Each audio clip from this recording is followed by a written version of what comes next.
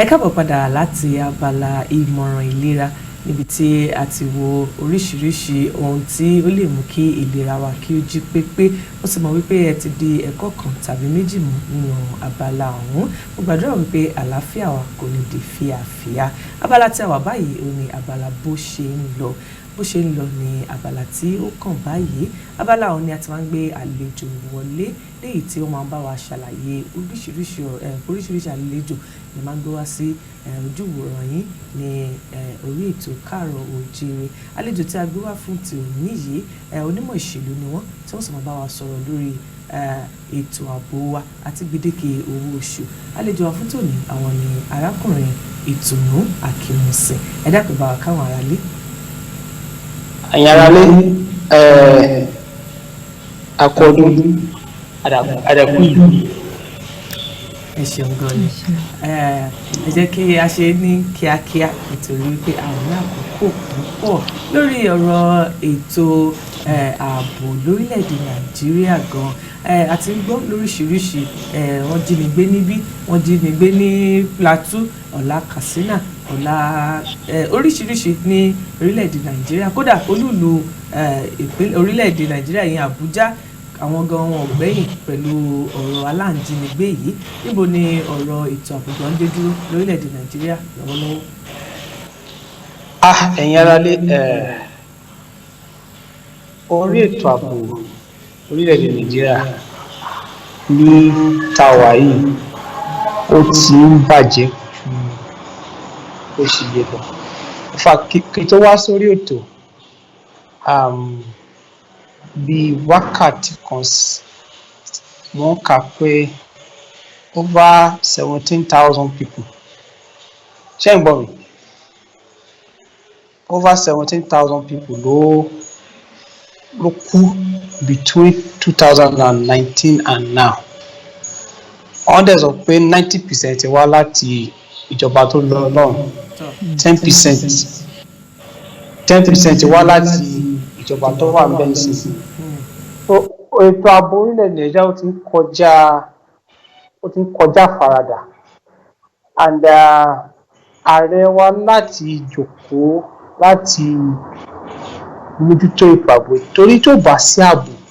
kò sí nǹkan tá a fẹ́ gbé ṣe lórílẹ̀ Nàìjíríà. Àwa kan táwọn sọ tí ò bá sáàbò kò sẹ́ni tá jáde síta tá fẹ́ kúrò nílé ẹ̀. Ẹ̀fà lẹ́nu mẹ́ta yìí ìyá tó bí mi lọ́mọ ẹ̀ẹ̀kan lọ́sẹ̀, méjì lọ́sẹ̀ là ń sọ, wọ́n wá lójoojúmọ́ sí i torí pé wọ́n fẹ́ mọ ibi tí mo wà. In fact ọjọ́ ìjẹta sẹ́yìn wọ́n pè mí mi tètè gbé aago, ẹ̀rù tí ń bà wọ́n torí mo wọ̀n pé mi sí ní Àbújá, pé mi sí ẹ̀rù tí ń bà wọ́n ibi tí ọmọ yìí wà báyìí ṣé ó safe. So irú àwọn wàhálà àwọn ìdààmú tá à ń dojú kọ lórílẹ̀‐èdè Nàìjíríà, so ààrẹ láti jókòó because the constitution ìwé òfin wa ní ètò ààbò ní number 1 nípa àkọ́kọ́ tó ṣe pàtàkì fún orílẹ̀‐èdè tó bá ti ṣètò ààbò kò sí kankan àlùbáríkà ò lè ṣiṣẹ́, ètò ọrọ̀ ajé kò lè lọ, ètò ẹ̀kọ́ ò lè lọ. Ta ló fẹ́ tí ọkẹ́ ẹ̀wọ̀n kan tó ṣẹlẹ̀ lẹ́kìtì lánàá wa ọlọ́mọdé nílùú yẹn báyìí tí kò sẹ́ tá fẹ́ kún pẹ̀lú. Bẹ́ẹ̀ ni. So kò sí kankan, kò sẹ́ tá fẹ́ lọ sí hospital. Dókítà gun ò ní fẹ́ lọ sí hospital bọ́ á ní tó bá débẹ̀ ṣé wọ́n níwájú òun pé ń bẹ̀ àbí kí láìsí àwọn kan kó máa dé hospital tó ń lọ. So tí ó bá ṣètò ààbò ìlú máa dàrú, ó máa tú ètò ọrọ̀ ajé wa máa lọlẹ̀. Ok, ẹ jẹ́ ká fi Èkìtì, ẹ jẹ́ ká fi ṣàpẹẹrẹ pẹ̀lú nǹkan tó ṣẹlẹ̀ lánàá nílùú Èkìtì, ìlú tó ti ṣẹlẹ̀ kò sí ọrọ̀ ajé tó máa ṣẹlẹ̀ lẹ́ni sọ́la. So èèyàn tó fẹ́ ra nǹkan kò ní ẹ̀rù àbá àti jáde, èèyàn tó fẹ́ tà, èèyàn tó fẹ́ rà láti jẹ ẹ̀rù ń bà àti jáde lọ rà jẹ, èèyàn tó fẹ́ tà kún náà rówó wọ́n fi ẹ̀rù ń bà. So àwọn wàhálà àwọn ìdájọ́ tá à ń dojúkọ yẹn lórí tí ààrẹ láti jókòó tì. A mọ̀ pé ààrẹ lọ sí orílẹ̀-èdè France, ìyẹn kọ́ ni kókó sí. France kan ló máa gbà wá, àwa la máa gbára wálẹ̀. Ààrẹ láti jókòó láti sọ pé kí ni ká ṣe eléyìí tá à ń tó ń tó ṣèlú bọ́ ẹ máa wo mínísítà orí FCT tó ní àwọn olóṣèlú kọ́ leléyìí èèyàn tó jí gbé ṣé olóṣèlú ló ń jí gbé ni. àwọn ará ìlú ni. ará láàrú ló ń jí gbé. so ẹ jẹ́ ká wá bá ṣe máa ẹ jẹ́ kí ààrẹ ní láti dùnkù fàtí National Assembly wọ́n ní láti dùnkù láti gbé ààrẹ ààrẹ láti dùnkù ààrẹ láti dùnkù mi ìfẹ́ sọ̀rọ̀ tó máa tí ò ní dá ààrẹ láti dùnkù. gẹ́gẹ́ bí ọ̀rọ̀ àwọn ẹgbẹ́ civil society gẹ́gẹ́ bí àkọọ́lẹ̀ wọ́n ní àwọn tí wọ́n ti gbẹ́mìí mì láti bí oṣù mẹ́jọ sẹ́yìn tí ààrẹ Bọ́lá Ahmed Tinubu ti gun orí àlééfà pípọ̀ àwọn tó gbẹ́mìí kan ti lé ní 2,000 wọ́n ní kódà àwọn tí wọ́n ti jí gbé ti lé ní 1,000 ǹjẹ́ ẹ lérò wípé ààrẹ Bọ́lá Ahmed Tinubu pé àwọn náà wọ́n kọ́ gbéra lórí ọ̀rọ̀ yìí ni àbí ẹ wò pé wọn ò fẹ́ ṣe akitiyan láti mọ ohun tí ó tọ́ nítorí pé a ṣe bẹ̀rẹ̀ ọdún pẹ̀lú tiwọn ni o àtẹ̀tí lu ọdún kan ní gbogbo eléyìí tí ń ṣẹlẹ̀ ǹjẹ́ lérò wípé kí ọdún mẹ́rin wọn gan tó pé ǹjẹ́ lérò wípé ìgbésẹ̀ yóò wà tí ààrẹ tí ò sì kọ́wọ́ gbéra lórí àwọn èèyàn rò pé wọ́n kọ́wọ́ gbéra ni wípé wọ́n ti fèsì lórí àwọn ọ̀rọ̀ ọ̀hún ṣé kìí ṣe ẹ̀yin náà darapọ̀ mọ́ àwọn ènìyàn wípé bó ṣe rí nìyẹn lóòótọ́. ṣe rí ọ̀rọ̀ ààrẹ mo ti wà nípò executive gẹ́gẹ́ bí adviser. ṣe rí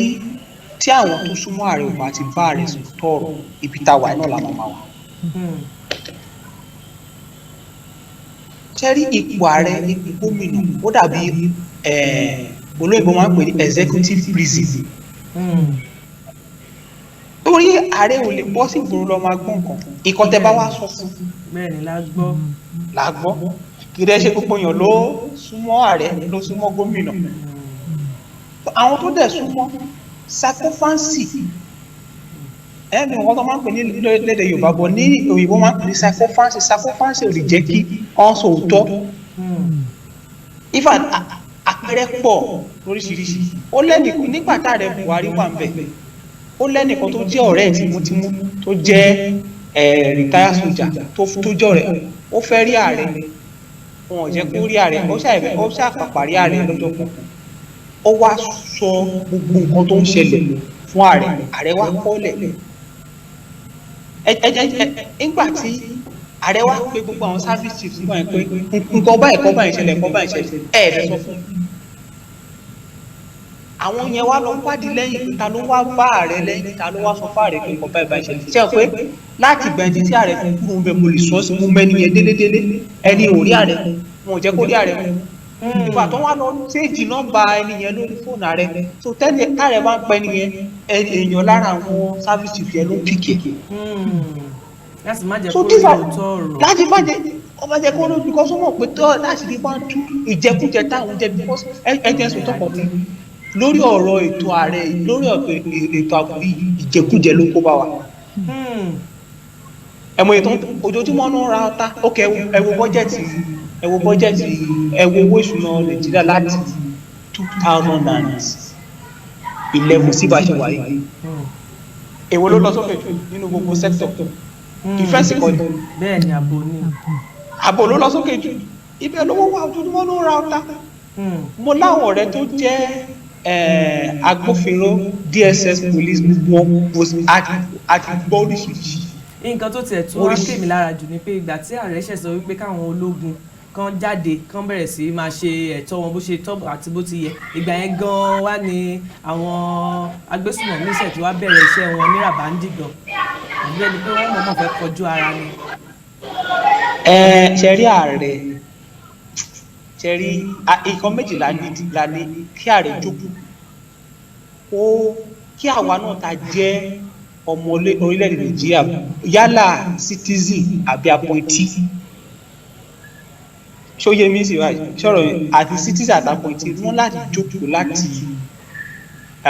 kún bẹ̀rù Ọlọ́run nítorí ìbẹ̀rù Ọlọ́run ni because ok à ń sọ̀rọ̀ sí ok mo wo fọ́nrán kan lánàá lórí social media tẹ́nìkan sọ pé nígbà tó ń wá tó ń lọ sí tó ń mú tó ń fi sí ẹ̀wọ̀n tó ń fi sí àwọn ọlọ́pàá pé wọ́n ti mú àwọn criminal tó àwọn adi criminal pé gbogbo àwọn tó ń mú tó jẹ́ kidnappers tó jẹ́ kiri pé ọlọ́pàá wà láàrin ọlọ́pàá kan ló fún wọn níbọn ọlọ́pàá ló ń fún ó sọ dé pípa tí pé ibi tó ń wà pé wọ́dà wà láàrin àwọn torí nígbà tó ń mọ àwọn kan tí ọwọ́ fi bá wọn tó ń mú wọn lọ sẹ́wọ̀n wọ́dà sílẹ̀kùn wọn láti sá jáde ọwọ́ padà wá tẹ̀ wọ́n nígbà tó wá tẹ̀ wọ́n láti wọn níbo wà lẹ̀ sí sá jáde wọn ní wọ́dà ló sílẹ̀kùn so that is why I said àwa agbófinró àwọn appointee àwọn appointor àwọn executive àtọwọ́ ara wa ọ̀rẹ́ mi sọ̀rọ̀ kan fún mi ní on December 25 afẹ́jọ jáde DSS afẹ́jọ jáde afẹ́jọ lọ sí fàájì nígbà tó wá máa padà dé lálẹ́ ó sọ àwọn ọ̀rọ̀ kan fún ìlú bàbá so àwọn agbófinró wa wọ́n ní láti ṣiṣẹ́ with patriotism okay for example bọ̀bọ̀ Taraba yìí tí táwọn bá gbé àrísẹ̀t kan tán lọ on their way coming wàdúmẹ̀ ta ló sílẹ̀ àmì kan ló pa àwọn ọlọ́pàá ọ̀gá àmì kan ló ránṣẹ́ ló ní káwọn kó pa àwọn ọlọ́pàá tó tẹ̀lé wọn tó lọ arrest bọ̀bọ̀ yẹn so àwọn agbófinró wa ọmọ kan tó lè ṣe ṣùgbọ́n ẹ jẹ́ kó ṣe ẹ̀tọ́ then ìjọba náà mo máa ń sọ kí nìkan mo ti máa ń pẹ̀lẹ́ sọ ìjọba mú àwọn pípù yìí ọmọ ṣé bá wọn pé èèyàn á gba 60 million 70 million àní rí traces ẹ̀ ni ó ṣeé ṣe kó possible ṣówó yẹn wá játẹ́kùn mi èèyàn á gba 500 million 70 million 80 million ó possible èèyàn tó dẹ̀ ń gba lójoojúmọ́ ó wà ní gbogbo ẹ tírèsì ẹ nìkan ló wà lẹ́yìn ọgbà so àmọ́ fífi dẹ́kun ẹ jẹ́ kí ìjọba wa ẹ̀fà tó máa ń sọ kíní kan tí ìjọba tó bá fẹ́ ṣiṣẹ́ lè wọ̀ wọ́n á ṣe iṣẹ́ àádẹ́ ojúṣe ìgbọ̀nràn if the government is docile as they are all they keep docile or káwọn appointee executive wọn fẹ́ jẹ́ kó gàbí wọn fẹ́ jẹ́ kí they want to cover wọn fẹ́ cover ara wọn so that iṣẹ́ wọn máa àwọn aláṣẹsì iṣẹ́ tó ń ṣe lọ then ibi tá a wà yìí náà máa wà fún àti wọ́n máa get worse wọ́n máa get worse and àwọn the funness àwọn fúnra wọn ọmọ wọn sá lọ sílùú òyìnbó àwọn ò sí Nàìjíríà o in fact tó máa fẹ́ dìbò mo mọ̀ ọ̀rẹ́ mi kan tó yẹ kó bàbá ẹ̀ gómìnà tó bá ti kù oṣù kan kó dìbò ó gbéra ó lọ. so ẹ jẹ́ kí àwa citizen ẹ jẹ́ kí number one òfin gbà wá láyè ká gbé bò ìbọn kan tó fi tún gbà wá láyè ká tó lè láṣẹ̀ǹsì ẹ̀ gbà wá là so àwọn tó lè àwọn tó ń gba àwọn taxpayer àwọn tó ń gbogbo oṣù láti owó orí wa the tax our target taxpayer táwọn san fáwọn agbófinró táwọn agbófinró wọ́n jọ kó ṣiṣẹ́ pẹ̀lú ìbẹ̀rù Ọlọ́run kì í ṣe pé wọ́n ṣiṣẹ́ lásán wọ́n ṣiṣẹ́ pẹ̀lú ìbẹ̀rù Ọlọ́run ẹwẹ́ èèyàn tó ń kó l'Àbújá ní last week ọlọ́pàá gba 30 million lọ́wọ́ èèyàn l'Àbújá 30 million ọlọ́pàá wọ́n dédé rẹ́ nìyẹn lọ́wọ́ wọ́n dẹ̀ stop ẹ̀ white bus wọ́n dẹ̀ gbé sùn mọ́tò wọ́n dẹ̀ gbé round up wọ́n dẹ̀ bẹ̀ sí dẹ́rù bá gbé tó bá fún wa lọ́wọ́ àpá ẹ̀. at the end of the day ó kọ́ for 30 million naira kíní ẹ̀ ṣẹlẹ̀ ní last Friday as at yesterday ọlọ́pàá nínú àwọn bíi team of 7 ọ̀pẹ̀rẹ̀ náà sì rí láàrin àwọn ọlọ́pàá fúnra wọn so these are the àwọn problem tá à ń rí ni so àmọ́ kidnapper gan tí ọlọ́pàá ní kidnapper ni àbí abẹ́lómi nígbà tí ọlọ́pàá jí èèyàn gbé tẹ̀lé dẹ́rù bá tẹ̀ sọ 30 million naira lẹ́nìkú là ń lọ tó tala fẹ́ pè ní kidnapper ń sìn ọlọ́pàá kò ń ṣe tiwọn náà ẹja sọ tó fúnra wa. ẹ ṣé púpọ̀ ẹ ṣé àlejò wa ìbéèrè tèmi ni pé tí a bá ní ká wò nísìnyí àwọn èèyàn ti ń sọ pé iṣẹ́ tó pé ní orílẹ̀-èdè Nàìjíríà nísìnyí ni jíjínigbé yìí nítorí owó tabua tí àwọn èèyàn ń rí nídìí ẹ̀. Ohun tèmi wá fẹ́ béèrè ni pé ìgbésẹ̀ wo ni àwọn ìjọba lè gbé láti lè rí pé ààbò tó tọ́ wà tí kò sí irú ìwà bẹ́ẹ̀ mọ́ lórílẹ̀-èdè Nàìjíríà yìí. Ìjọba mọ̀ kan tó lè ṣe akíkún máa ń sọ lójoojúmọ́ ìjọba mọ̀ kan tó lè ok àwọn àṣírí kan wà tí àwọn àṣírí kan wà tí a lè sọ síta lórí afẹ́fẹ́ ṣùgbọ́n because ìjọba mọ̀ ìkan tó lè ṣe ẹ má jà pa ọ̀tún lára tíjọba máa ń mọ̀ tó lè ṣe but ẹ jẹ́ ká tún ṣe kiri kan ẹ jẹ́ ká padà ẹ jẹ́ ká padà sí ìlú position wa ẹ jẹ́ kí àdìbò power kí olúkálùkù kí chi state fún ní ọlọ́pàá títí lóòótọ́ ẹ̀rù ń gba àwọn èèyàn gbókè o tí tó kálùkù bá ti ní tiẹ̀ wọ́n máa lo against political opponents wọn which is true torí àìtí ìlú tí wọ́n gan ìjọba àpapọ̀ police gbogbo wọn threat for ẹ̀ so but tí ìwọ náà tán tábà mọ̀ pé àti ready fún state police that's ọlọ́pàá ìpínlẹ̀ yeah tábà mọ̀ pé àti ready which is the fear they are raising is genuine tábà mọ̀ pé àti ready fún ọlọ́pàá ìpínlẹ̀ then ẹ jẹ́ kí àwọn tó wà bẹ́ẹ̀ kó ṣiṣẹ́ pẹ̀lú ìbẹ̀rù náà èmi kò sí ìjọba mọ̀ kan tó lè ṣe ẹ máa pẹ́ kò sí solution kankan tẹ́nìkan fẹ́ fún ìjọba they know them ẹsẹ̀ tó bá fẹ́ fún àwọn ọlọ́pàá bọ̀ DSS mọ̀ àmì mọ̀ but àti tí òṣèlú bọ́ gbogbo ẹ̀ àwọn náà lè sọ̀rọ̀ ẹ jẹ́ ká àti tí òṣèlú bọ́ gbogbo ẹ̀ ṣù torí lára àwọn pípì tá à ń sọ yìí ta ló fún wọn bọ̀ ẹ̀bá àwọn olóṣèlú náà ló fún wọn bọ̀ àbọ̀yé ok mo ṣe rántí nígbà tí mo ṣe wà ní 2007 ní ìpínlẹ̀ Ondo wa tá a ṣe gómìnà tọ́ọ̀gì kan wọ́n ń pè mí nífẹ̀ẹ́ dárúkọ ó lókìkí gan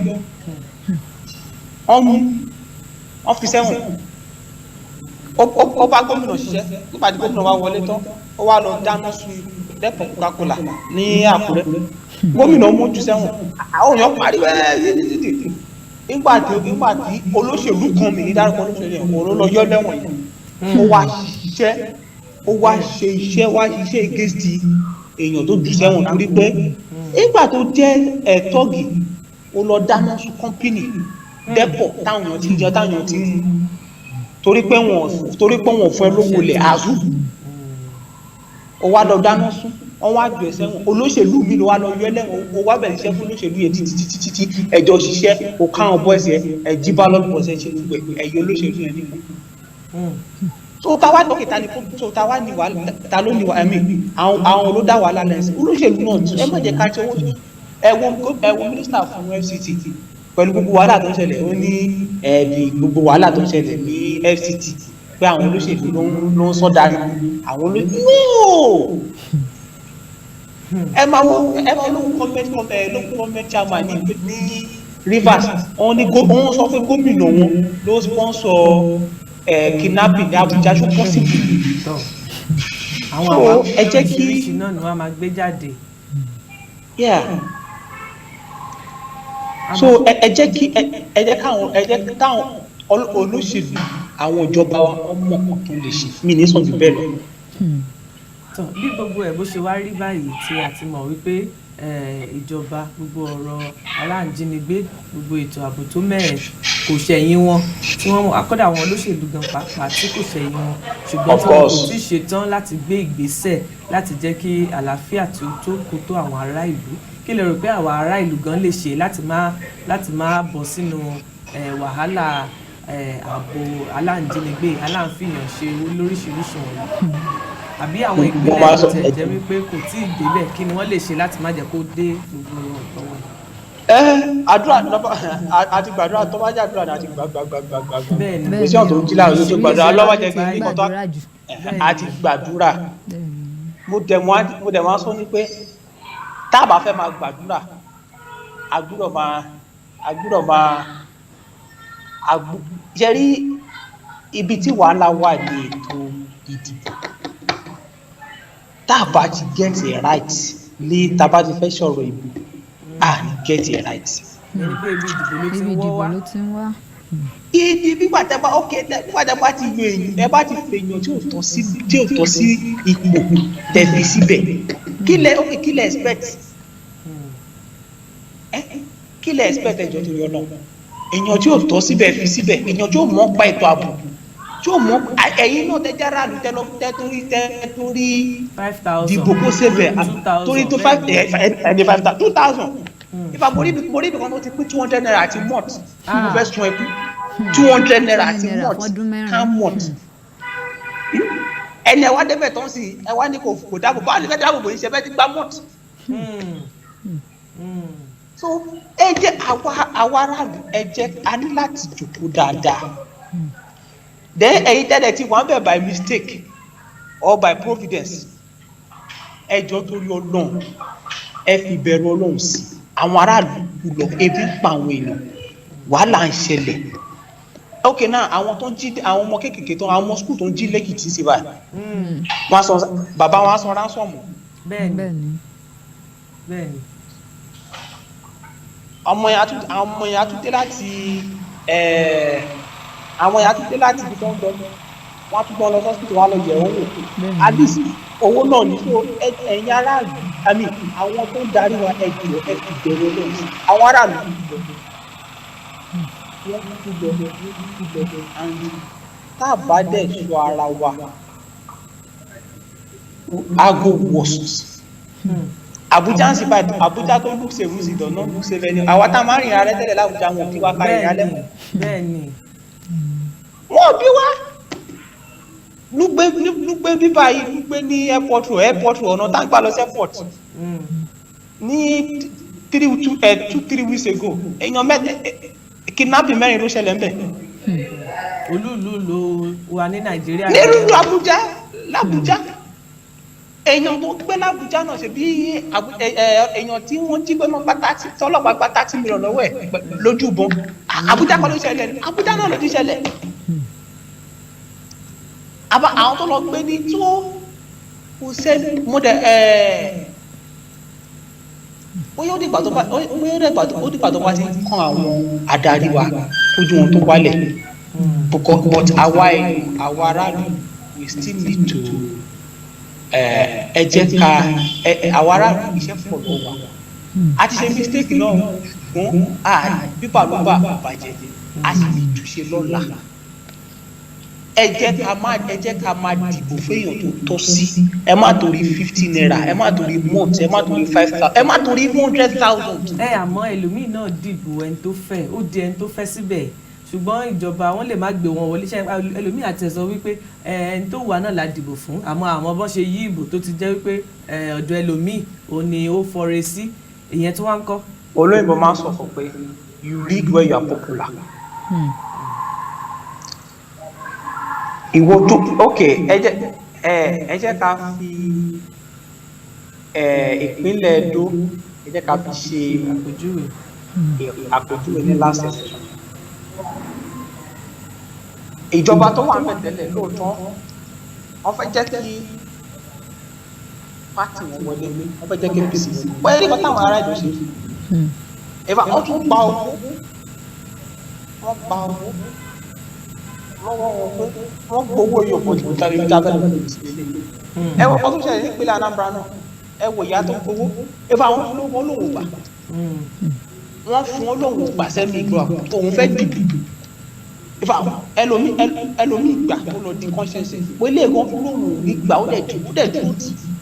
even the minister ICT Wike nígbà tó fẹ́ ṣe lẹ́kejì ẹ wo nígbà táwọn army fẹ́ yí ìbò ẹ̀ àwọn obìnrin bọ́ra wọn sí o pé ìbò yẹ̀ lè yí àwọn aráàlú ọgbọ́n wa ló wà kò sẹ́ni sí ìjọ our destiny is in our hands kò sẹ́ni aráàlú ọ̀dọ̀ wa bá wa ṣe. So if we agree that our destiny is in our hand, then it's also in our hand politically. But tá a bá sọ pé kò sí ọ̀rọ̀ tó kàn wá ọ̀dọ̀ bá àwọn fúnra wọn ló máa fi ra wọn síbẹ̀ lóòótọ́ àwọn fúnra wọn láfi ra wọn síbẹ̀ torí ìwọ fúnra rẹ̀ ò jáde lòdì. Ẹ jẹ́ fi àpẹẹrẹ wọn yìí nípínlẹ̀ Èkìtì nígbà tó dẹ̀ ọjọ́ ìdìbò ṣe báwọn ọ̀dọ́ ẹgbẹ́ wa tó ń pariwo the country is not bad wọ́n fẹ́ jà pàṣẹ báwọn náà ló àwọn náà ló tún gbéra wọn social media àwa ti gba 5,000 tiwa ló bá tí kẹ ló dìbò àwọn ẹ̀dọ́ bíi tiwa náà so ẹ má jẹ́ ká èmi mo ti pẹ́ díẹ̀ nínú òṣèlú ó dẹ̀ ti jẹ́ pé wípé táwa ará tábà dìde if we not stand up for ourselves tábà dìde pé ìbò yìí ò kò sẹ́ni tó máa yí ìdá wa yìí ọlọ́pàá kò tó fẹ́ bẹ́ẹ̀ mo ti bá ẹ̀ ṣiṣẹ́ rí mo ṣá dọ́kítà fún 2011 nílùú ọ̀gbọ̀n mo ṣá dọ́kítà fún 2015 nílùú ìfirakókó nígbà tó ń pátó láwọn fẹ́ yí àwọn ará ìfà ní 2020 ẹ̀ ló bá ń bẹ àwọn èèyàn dúró pé irọ́ ìbò ló ṣe ìfà ẹnìkan mú ballot paper nígbà ẹnìkan mú ballot paper kó lọ lé àwọn aráàlú ló lọ wá ẹnìyàn jáde mú ballot padà. ọjọ́ ìlú ní ìsúnfún dídí 42 ní ìpàdé fún 48 hours ọjọ́ méjì ní ìpàdé wàhálà ẹ ṣẹlẹ̀ àwọn ọmọ torí ballot paper ẹ̀yọ̀ kan tó ń lọ lẹ́yìn ó wá fẹ́ da calculation ballot issues ballot cast àwọn pàtì tó lù wọn ti nílò àwọn ẹnìkan wáyé inú àwọn ará ìlú náà kò sẹ́ni tó yí ìbò ọbẹ̀ ìbò ara wọn ta ló ń àwọn ṣọ́ọ̀kù mi àti odidi ìlú wọ́n dẹ̀ ló ń ballot paper kan jáde that is determination and ìbò ọbẹ̀ yẹn dẹ̀ stand ó dẹ̀ dúró. If an opposition member leading member opposition ọ̀nà because òun kọ́ ló dúró pẹ̀lú àwọn people ti try now òun ló tún wá bá wọn calculate that is what we call the will of the people. But then èèyàn bá wọ́n jáde òun ti bí ọ̀pọ̀ tí èèyàn mẹ́ta mẹ́rin bá jáde pé àwọn mẹ́ta mẹ́rin ló máa yí but tí gbogbo yẹn bá dúró pé ballot paper mẹ́rin ló wà nígbà ìgbà ìgbà gbọ́dọ̀ ti tọ́ kí ó pẹ́ yọ̀ ṣé ẹ̀kọ́ yẹn ló fẹ́ lọ yí. So we just need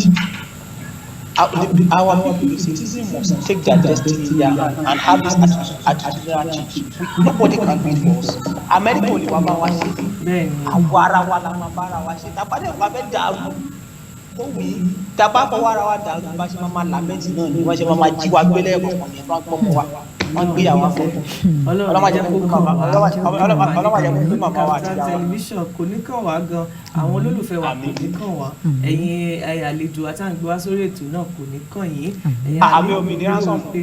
mo rò pé àwọn aráalé ti ń gbọ́ gbogbo àlàyé tí àlejò wa lónìí tí wọ́n ti ń sọ mo dẹ̀ lérò wípé ó ń wọ etí wa ní ketekete kì í ṣe pé ìjọba ò mọ̀ pé àwọn nǹkan bẹ́ẹ̀ ń ṣẹlẹ̀ nílùú gẹ́gẹ́ bí ọ̀rọ̀ tí àlejò wa ti sọ ìjọba mọ̀ ṣùgbọ́n àwa aráàlú ẹ jẹ́ ká mọ nǹkan tá à ń ṣe ẹ má jẹ́ kán pa wá gẹ́gẹ́ bọ́n ṣe máa ń sọ ẹ tó bá ti pa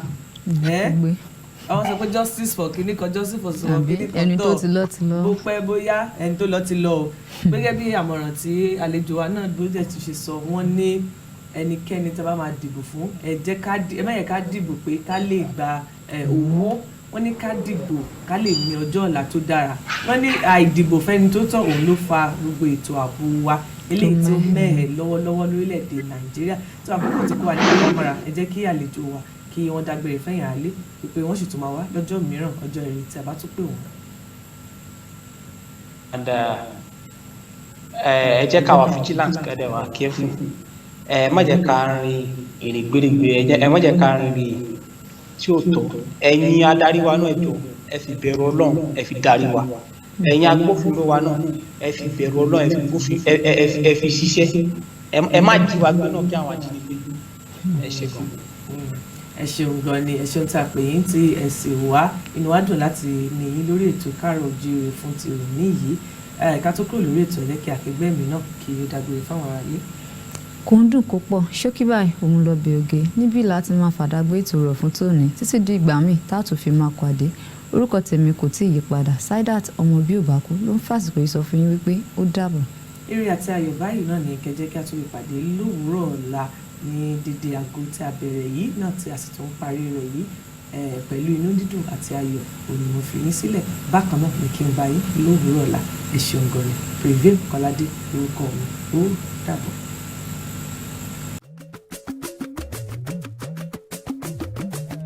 àìrí àìná àtẹ̀gbọ́n rẹ̀. ojúmọ́ bá ti mọ́ olóko amọ́kọ́ bọ́ọ̀yẹ́ bálà olódò agbákèrè ìgbòròdò lọ́pọ̀n mi Kaaro Oojiire bí nìyẹn Yorùbá ń kíra wọn Kaaro Oojiire lórí ìkànnì KAFTANTV Yoruba àgbà ló tó rò ó lọ ọba ló tó yẹn ìrìn fọn Kaaro Oojiire àjíbùmọ̀ omi ọgbọ́n fún gbogbo tèwe tàgbà ká tó bẹ̀rẹ̀ iṣẹ́ òòjọ́ wa lábala láṣọ àlùbọ́sà abala àkọ́kọ́ labala ìròyìn ní yàjóyàjó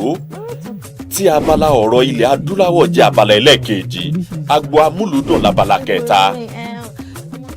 ìmọ̀ràn ìlera labala kẹrin abala bó ṣe ń lọ labala tí lámèétọ́ ìlú yóò ti wà níkàlẹ̀ láti máa yànnàná gbogbo bó ṣe ń lọ lórí ètò agbo àwọn òṣèré ńkọ́ ó kù báyìí nìbọn ro Kaaro Oojiire bẹ̀rẹ̀ láti aago 7 sí aago 9 òwúrọ̀ wákàtí 2 gbáko láti ọjọ́ ajé Monday tó fi di ọjọ́ ẹtì Friday Kaaro Oojiire àkànṣe ètò fún